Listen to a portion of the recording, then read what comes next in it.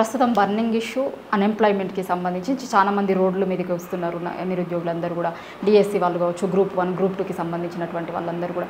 ఎట్లా అనిపిస్తుంది నిరుద్యోగులందరినీ చూస్తున్నప్పుడు మీకు యాజ్ ఏ పొలిటీషియన్? ఎందుకంటే మీరు బీఎస్పీలో ఉన్నప్పుడు కూడా చాలా నిరుద్యోగులకు సంబంధించినటువంటి ఇష్యూస్ని టేకప్ చేసిరు, మళ్ళీ ఇప్పుడు అట్లాంటి పరిస్థితి కనిపిస్తుంది.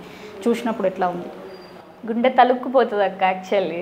ఎందుకంటే వారందరూ కూడా పీస్ఫుల్ ప్రొటెస్ట్ తెలియజేసినప్పుడు ఏం చేయాలి? జనరల్లీ ముఖ్యమంత్రి గారు వచ్చి మీకు సమస్యలు ఏంటి అని వినిపించుకోవాలి.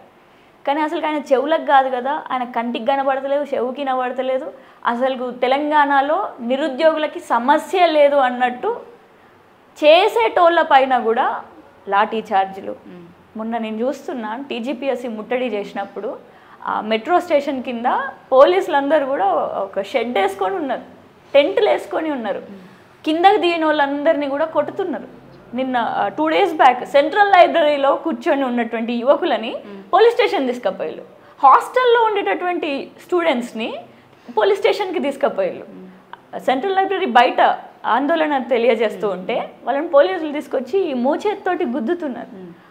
వాళ్ళు ఏమన్నా నక్సలైట్లా, వాళ్ళు ఏమైనా టెర్రరిస్ట్లా, ఉగ్రవాదుల పైన కూడా ఇంతమంది పోలీసులు వచ్చి ఆపరేమో. అంతమంది అసలు ఉగ్రవాదులు వీళ్ళు అన్నట్టుగా చూస్తూ కొన్ని వందలాది మంది పోలీసుల బలగం ఉపయోగించి, వాళ్ళకేమి నేను చేయాలి, వీళ్ళని అణచివేత చేయాలని కాదు. ఎక్కడి నుంచి వస్తుంది పోలీసులకు? ఇక్కడ నేను పోలీసులను తప్పు పడట్లే, వాళ్ళు లా అండ్ ఆర్డర్ చూసుకుంటున్నారు.